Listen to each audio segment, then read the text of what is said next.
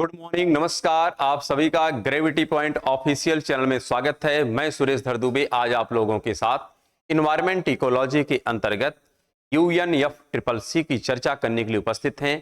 Channel को subscribe, like एवं share करने के लिए आप सभी का धन्यवाद। यदि आपने अभी तक चैनल को सब्सक्राइब नहीं किया तो चैनल को सब्सक्राइब करें, लाइक करें एवं प्रमोट करें, जिससे प्रत्येक वीडियो का नोटिफिकेशन आप लोगों तक समय समय पर उपलब्ध हो सके।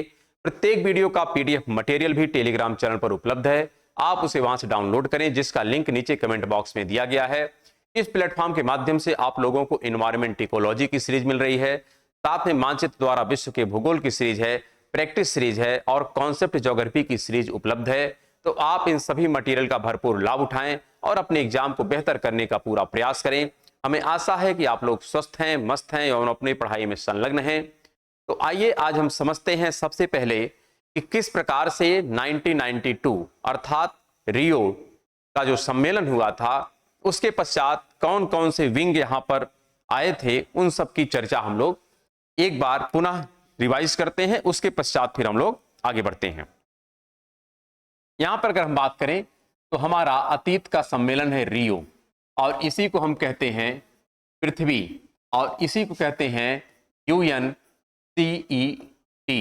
और यह सम्मेलन कब का है तो 1992 का है।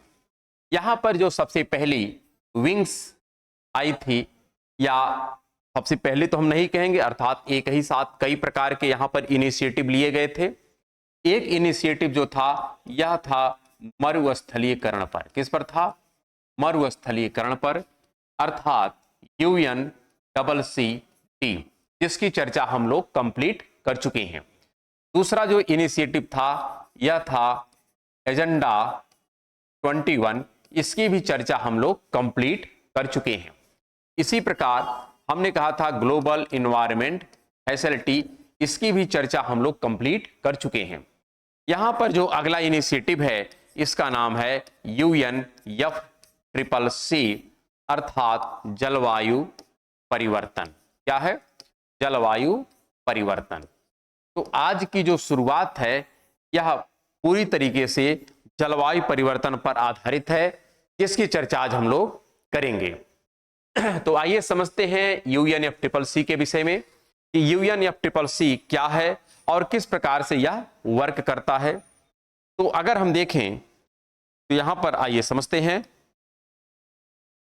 UNFCCC, इसका पूरा नाम है United nation framework convention on climate change.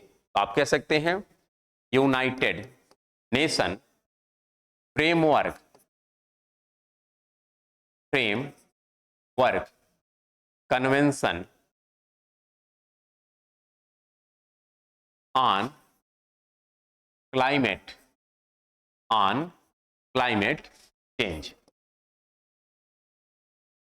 यह इसका पूरा नाम है, United nation convention on climate change. शुरुआत कब की है?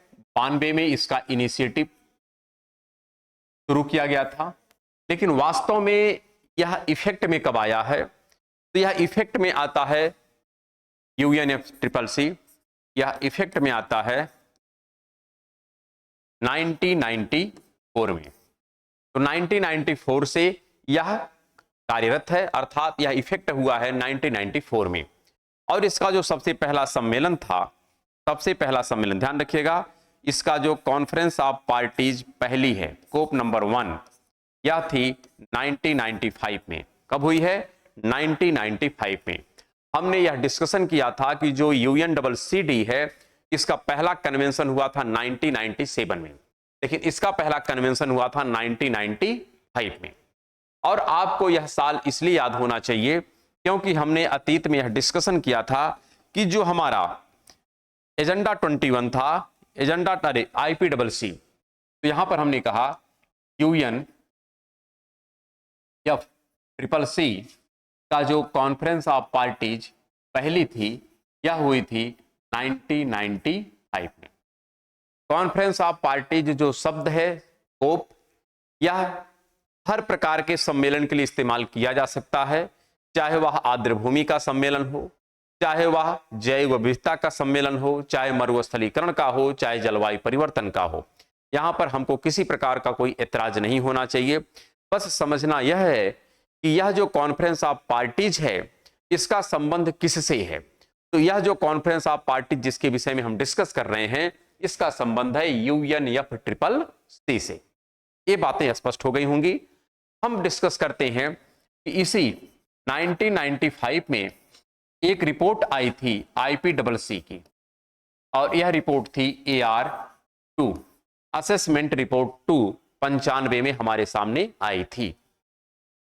पहली रिपोर्ट जो आई थी यह 1990 में आई थी, और उसी रिपोर्ट को आधार मान करके पृथ्वी सम्मेलन का आयोजन किया गया था, और वहां पर लगभग 5 प्रकार के इनिशिएटिव शुरू किए गए थे।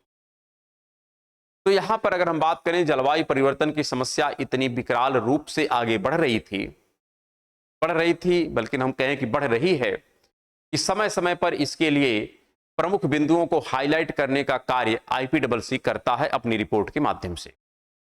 इसी प्रकार से जब इन्होंने अपना दूसरा रिपोर्ट पब्लिश किया था 95 में, तो इन्होंने पुनः जलवायु परिवर्तन की समस्या को इतना ज्यादा हमारे सामने प्रिसाइज रूप में, इतना ज्यादा स्पष्टीकरण के रूप में रखा कि हम लोग विवश हो गए इस पर कोई न कोई एक्शन लेने के लिए, और लेना भी उचित ही था क्योंकि समस्याएं काफी विकट थीं। इसलिए हम कह सकते हैं इसी IPCC की दूसरी रिपोर्ट के आधार पर जो हमारा UNFCCC है, इसका जो कॉन्फ्रेंस ऑफ पार्टीज तीसरी थी जो हुई थी 1997 में, यहां पर एक्शन लिया गया।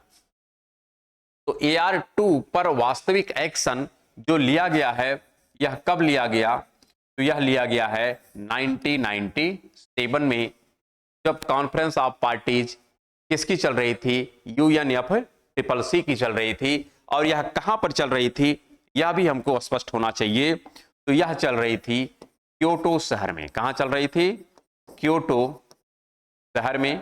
और यह जो क्योटो शहर है यह कहां पर है, जापान में है।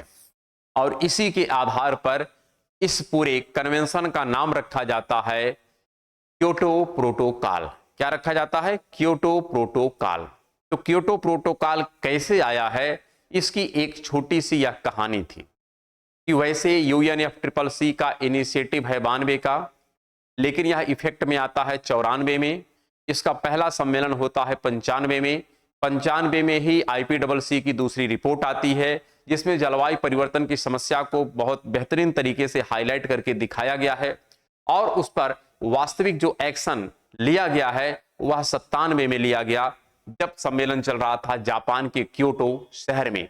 और इसी के आधार पर इसका नाम रखा गया क्योटो प्रोटोकॉल। क्या रखा गया, क्योटो प्रोटोकॉल। तो हमको क्योटो प्रोटोकॉल को अध्ययन करना है कि क्योटो प्रोटोकॉल क्या है। तो क्योटो प्रोटोकॉल 97 का है। जलवायु परिवर्तन की समस्या के समाधान हेतु अंतरराष्ट्रीय स्तर पर उठाया जाने वाला एक प्रमुख प्रतिबद्ध कदम है।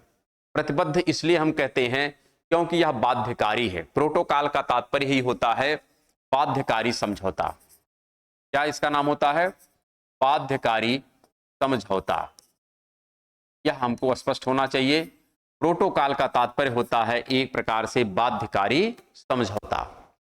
तो यहां पर अब समझते हैं कि बाध्यकारी समझौता जो था यह किस प्रकार से था। यह जो क्योटो प्रोटोकॉल है, क्योटो प्रोटोकॉल का जो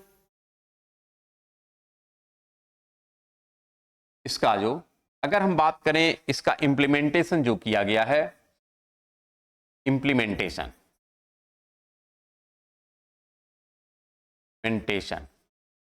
यहां पर अगर हम इंप्लीमेंटेशन की बात करें तो इसका इंप्लीमेंटेशन कह सकते हैं थोड़ा सा डाइवर्सिफाई करके किया गया है। क्यों किया गया है इसका कारण भी अभी हम स्पष्ट आपके सामने करते हैं। यहां पर कहा क्या गया है कि दो प्रकार की कैटेगरी बनाई गई। एक कैटेगरी को कहा गया NX1 और एक कैटेगरी थी जिसको कहा गया NX2। क्या कहा गया, NX2। NX2 में विकासशील, क्या, विकासशील एवं अल्प विकसित राष्ट्रों को शामिल किया गया। किसको? अल्प विकसित राष्ट्र या राष्ट्रों का समूह है। तो यह स्पष्ट होना चाहिए। एनेक्स 2 जो हमारा है यह अल्प विकसित और विकासशील राष्ट्रों का क्या है? एक समूह है। इसी प्रकार अगर हम एनेक्स 1 कहें तो यह विकसित राष्ट्रों का समूह है। किसका है? विकसित राष्ट्रों का समूह है। यह बात स्पष्ट होनी चाहिए कि जो क्योटो प्रोटोकॉल का इंप्लीमेंटेशन है यह दो प्रकार के कंट्रीज के लिए अलग अलग प्रकार के रूल और रेगुलेशन डिफाइन करता है, और एक है इसमें एनेक्स 1, एक है एनेक्स 2। एनेक्स 1 जो है इसमें है विकसित राष्ट्र और एनेक्स 2 में है विकासशील एवं अल्प विकसित राष्ट्र। इनके ऊपर जो प्रोटोकॉल है यह बाध्यकारी होगा। कैसा होगा? यह बाध्यकारी है। लेकिन इनको क्या है? इनको 2012 तक, कब तक? 2012 तक छूट प्रदान की गई है। क्या की गई है? छूट प्रदान की गई है। यह हमको स्पष्ट होना चाहिए कि क्योटो प्रोटोकॉल जो एक बाध्यकारी समझौता है, कैसा समझौता है? जो एक बाध्यकारी समझौता है, यह किसके लिए बाध्यकारी है? तो एनेक्स 1 राष्ट्रों के लिए बाध्यकारी है और एनेक्स 2 राष्ट्रों के लिए बाध्यकारी नहीं है। स्पष्ट? तो यहां पर एक बात तो स्पष्ट हो गई, इसका जो इंप्लीमेंटेशन होगा यह बाध्यकारी होगा विकसित राष्ट्रों के लिए और अल्प विकसित राष्ट्रों को इससे क्या किया जाएगा? छूट प्रदान की जाएगी 2012 तक। ये बातें क्लियर हो गई। अब हम बात करते हैं यहां पर कि अगर देखिए यहां पर क्योटो प्रोटोकॉल जो हमारा है यह 2 चरणों में कार्य करेगा। इसका 2 फेज होगा। यह भी हमको स्पष्ट होना चाहिए कि क्योटो जो प्रोटोकॉल है इसके 2 चरण हैं। बार बार आगे पीछे चला जाता है। इसके 2 चरण हैं। एक इसका जो है ये है प्रथम प्रवधि और एक है द्वितीय प्रवधि।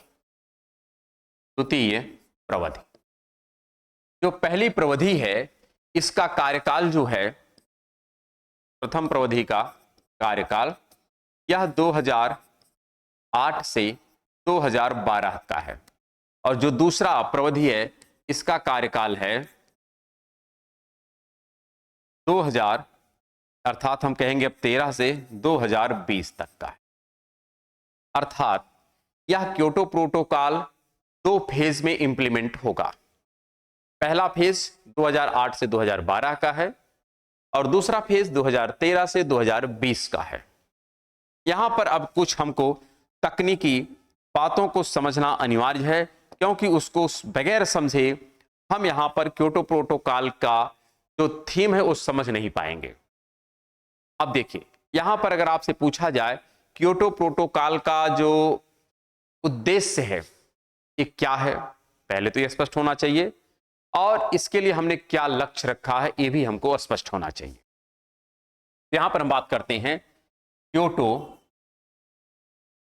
प्रोटोकॉल का उद्देश्य। सबसे पहले तो ये समझिएगा इसका उद्देश्य क्या है। इसका उद्देश्य है भूमंडल से, क्या? भूमंडल से, यहां पर हम कहते हैं भूमंडल से ग्रीन हाउस गैस के उत्सर्जन में कटौती करना। क्यों? क्योंकि जलवायु परिवर्तन का जो मूल कारण है, वैसे तो बहुत से कारण हैं जो जलवायु परिवर्तन के लिए उत्तरदायी हैं, इसका विस्तृत अध्ययन IPCC करता है और इसकी रिपोर्ट भी समय समय पर पब्लिश करता है, और उसी में यह बात कहता है कि इस जलवायु परिवर्तन का जो सबसे मूल कारण है वो है ग्लोबल वार्मिंग, वैश्विक ऊष्मन। और वैश्विक ऊष्मन के केंद्र बिंदु में जो पॉइंट है वह है ग्रीन हाउस गैस का असंतुलित होना। और इस ग्रीन हाउस गैस में प्रमुख जो गैस है जो अपनी सबसे ज्यादा भूमिका निभाती है उसका नाम है कार्बन डाइऑक्साइड। तो यह हमको स्पष्ट होना चाहिए कि भूमंडल से ग्रीन हाउस गैस के उत्सर्जन में कटौती करना है। और यहां पर आप चाहें तो प्रमुख गैस का नाम लिख सकते हैं CO2। इसका तात्पर्य यह मत समझिएगा कि ग्रीन हाउस गैस में केवल CO2 ही है। CO2 प्रमुख है, अन्य भी बहुत सी गैसें हैं। इसकी भी चर्चा हम लोग कालक्रम में करेंगे जब आगे ग्रीन हाउस गैस के इफेक्ट के बारे में पढ़ेंगे। तो अभी तो हम जो वैश्विक संगठन और सम्मेलन है इसकी चर्चा हम लोग कर रहे हैं। आगे हम लोग ग्रीन हाउस गैस को बहुत बेहतर ढंग से पढ़ेंगे, जिसकी चर्चा इन्वायरमेंट इकोलॉजी के अंतर्गत भी की जाएगी। साथ में जब हम लोग क्लाइमेटोलॉजी पढ़ेंगे तो वहां पर पुनः ग्रीन हाउस गैस के बारे में डिस्कस करेंगे। यहां पर एक बात स्पष्ट हो गई है, इसका उद्देश्य है कि भूमंडल से ग्रीन हाउस गैस के उत्सर्जन में हमको कटौती करनी है और मुख्य रूप से CO2 के उत्सर्जन में हमको कटौती करनी है, तब जाकर के जलवायु परिवर्तन की समस्या का समाधान हो सकता है। तो इसमें टारगेट क्या हमारा है, लक्ष्य क्या रखा गया है, ये भी तो स्पष्ट होना चाहिए। जो लक्ष्य है, पहला तो यही लक्ष्य है जो प्रथम प्रवधि है, प्रथम प्रवधि का जो लक्ष्य है यह पहले तो हम लिख लेते हैं। प्रथम प्रवधि का लक्ष्य है कि हमको 5.2% की कटौती करनी है ग्रीन हाउस गैस में। क्या करनी है, कटौती करनी है। कब तक, 2008 से 2012 तक। अब की तुलना में यहां पे लिखेंगे 1990 की तुलना में।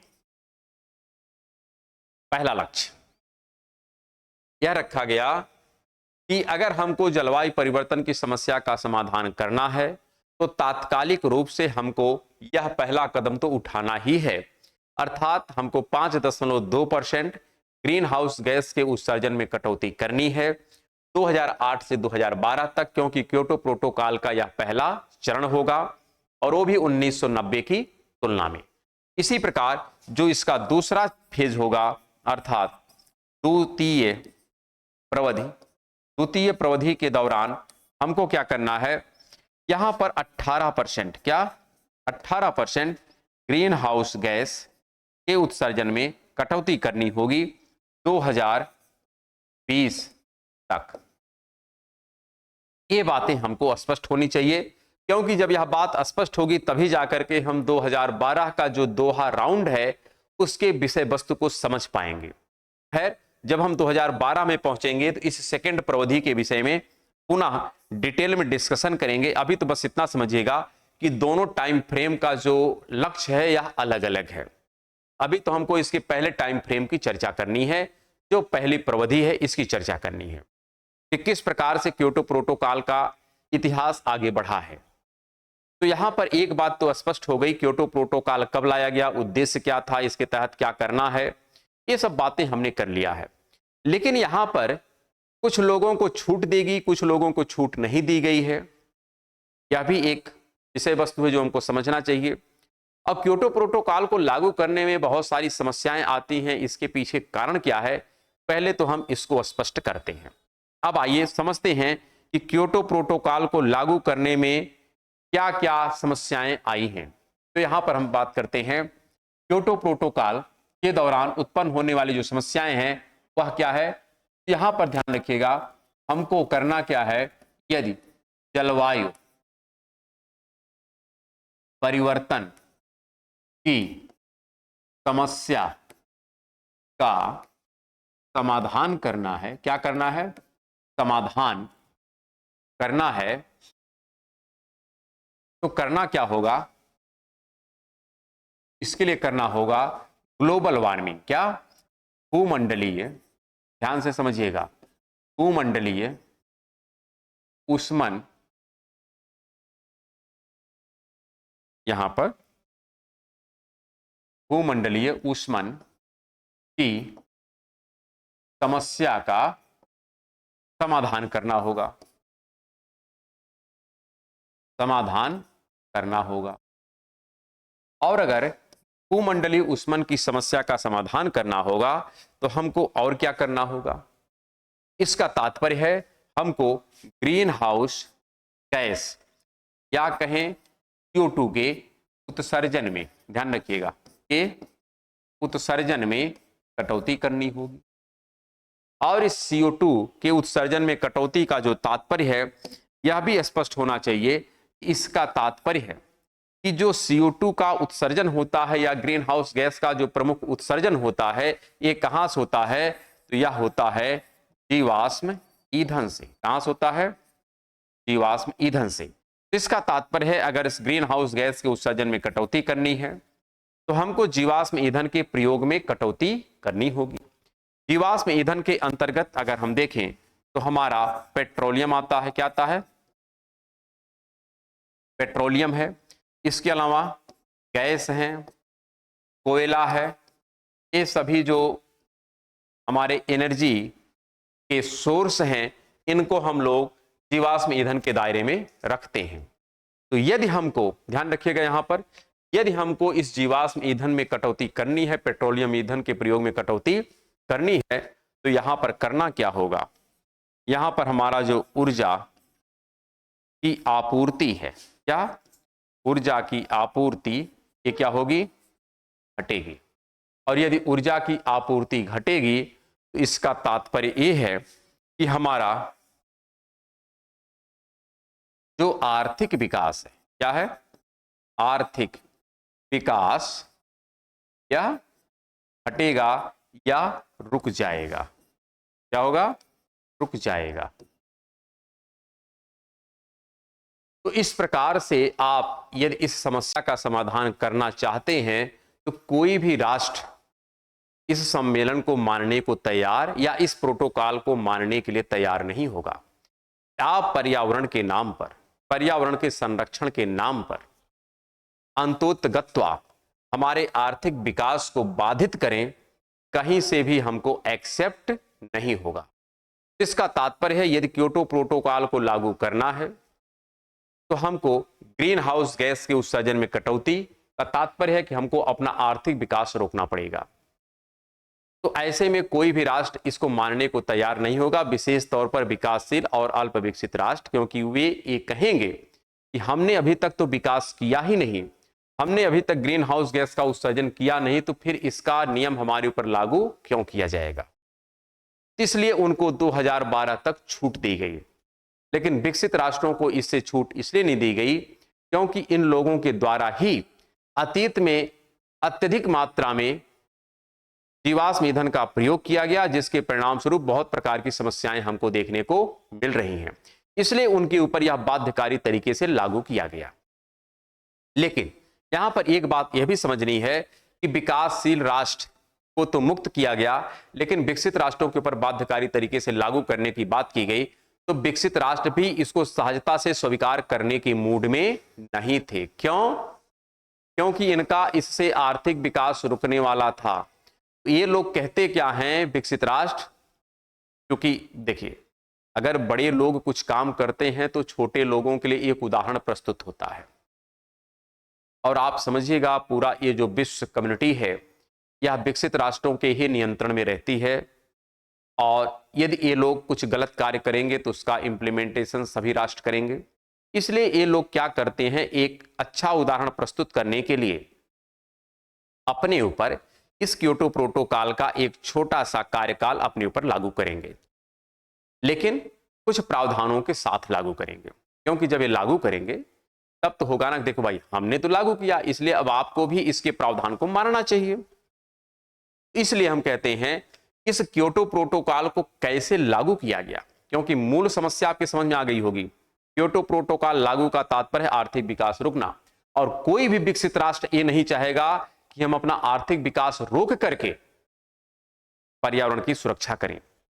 तो यहां पर एक, अब कह सकते हैं हमारे सामने नया टर्म आता है जिसके द्वारा इस क्योटो प्रोटोकॉल को इंप्लीमेंट किया जाता है, और उसी का नाम है क्लीन डेवलपमेंट मैकेनिज्म।